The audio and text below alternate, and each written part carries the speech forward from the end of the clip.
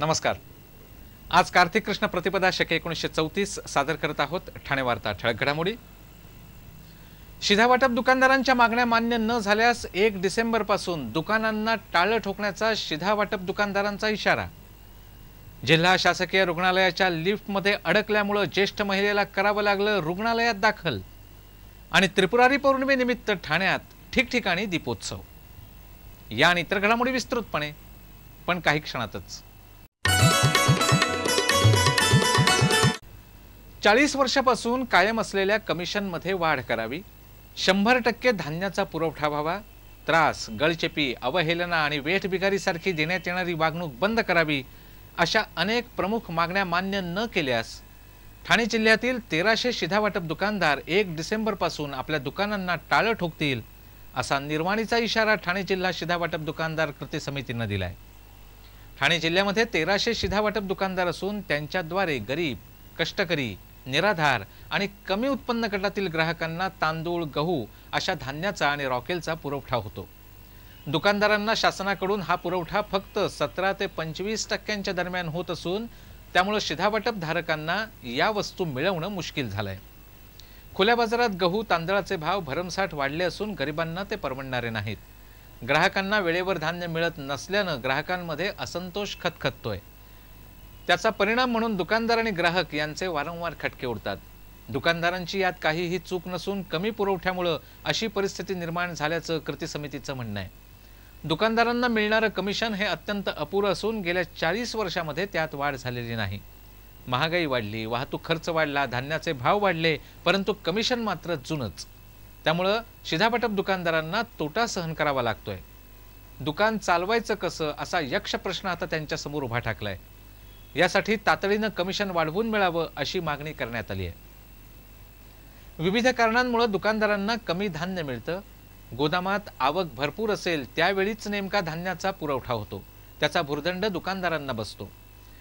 दुकानदारांची अचानक तपासणी करून त्यांच्याकडून कारकुनी कामं करून घेणं, तक्रारींना उत्तेजन देणं, पोलीस केस करणं, दर शुक्रवारी कार्यालयात येण्याची सक्ती करणं आणि अनेक प्रकारे छळ करून दुकानदारांना वेठबिगाऱ्यासारखी वागणूक देण्यात येत असून या जाचाला शिधावाटप दुकानदार कंटाळलेत।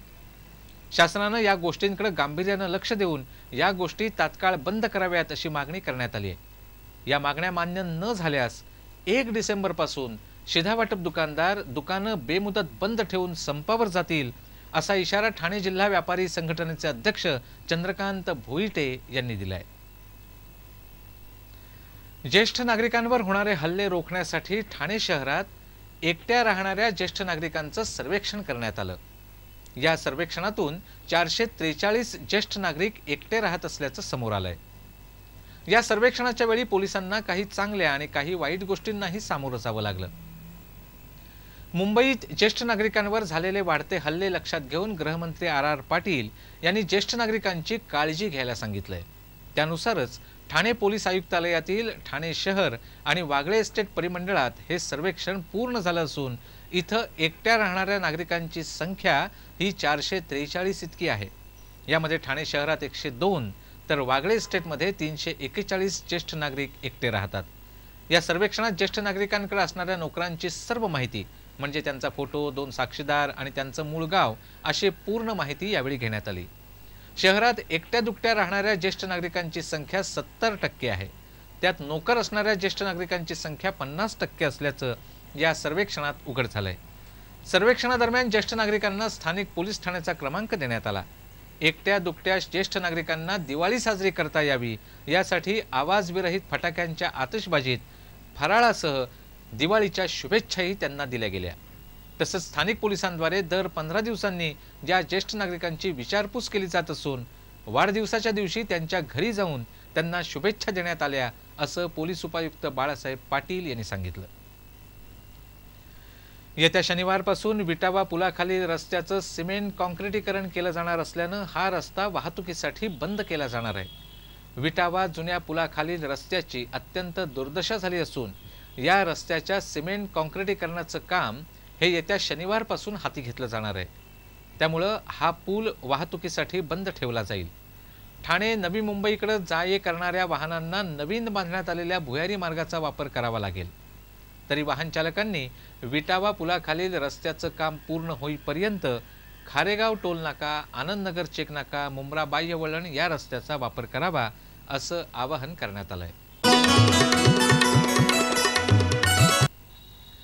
अपुऱ्या कर्मचाऱ्यांमुळे जिल्हा शासकीय रुग्णालयात येणाऱ्या रुग्णांची हेळसांड होत असतानाच रुग्णांना पाहायला येणाऱ्या नातेवाईकांची सुरक्षा ही रामभरोसे असल्याची प्रचिती आज जिल्हा शासकीय रुग्णालयात अनुभवाला आली।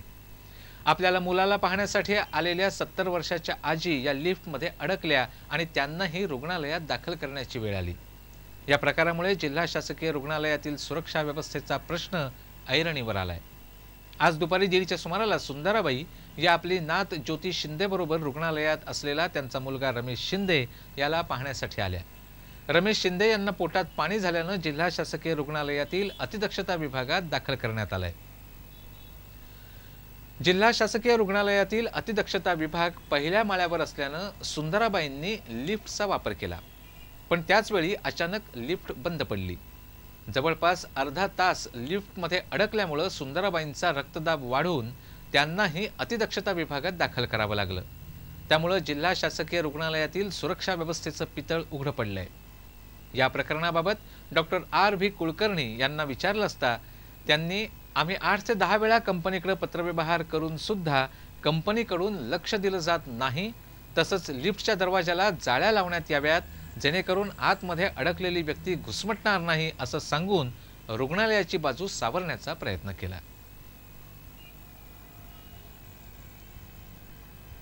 ठाण्यामधील ब्रह्माळा तलाव परिसरात काल दीपोत्सव साजरा करण्यात आला। त्रिपुरी पौर्णिमेच्या निमित्तानं हा दीपोत्सव साजरा करण्यात आला। शंकरानं त्रिपुरी पौर्णिमेला त्रिपुरासुराचा वध केला, त्या निमित्तानं ब्रह्माळा तलाव परिसरात ज्येष्ठ नागरिक संघाच्या वतीनं हा दीपोत्सव साजरा करण्यात आला। ज्येष्ठ नागरिकांनी यावेळी 1500हून अधिक दीप प्रज्वलित केले।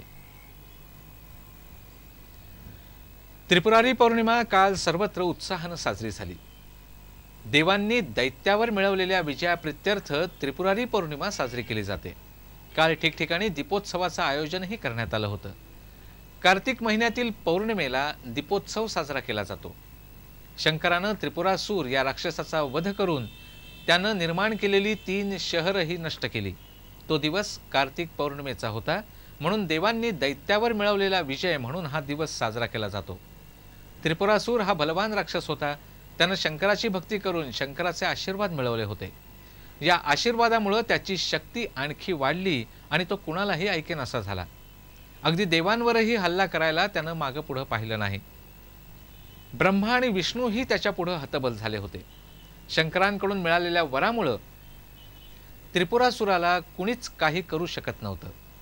अखेर सर्व देवांनी शंकराचा धावा केला आणि शंकरानं 3 दिवस युद्ध करून त्रिपुरासुराचा वध केला। त्या दिवशी कार्तिक महिन्यातील पौर्णिमा होती। त्रिपुरासुराच्या अत्याचारातून देव मुक्त झाल्यामुळे देवांनी दिवाळी साजरी केली, तीच ही देव दिवाळी असा उल्लेख स्कंद पुराणामध्ये सापडतो। शंकराच्या सन्मानार्थ तेव्हापासून दीपोत्सव साजरा करण्याची प्रथा पडली आहे। ठाण्यातील रायलेश्वर महादेव मंदिरातही दीपोत्सव साजरा करण्यात आला। ठाणे वार्तासाठी कॅमेरामनची आवश्यकता आहे। इच्छुकांनी ठाणे वार्ता कार्यालयाशी स्वपरिचय पत्रासह त्वरित संपर्क साधावा।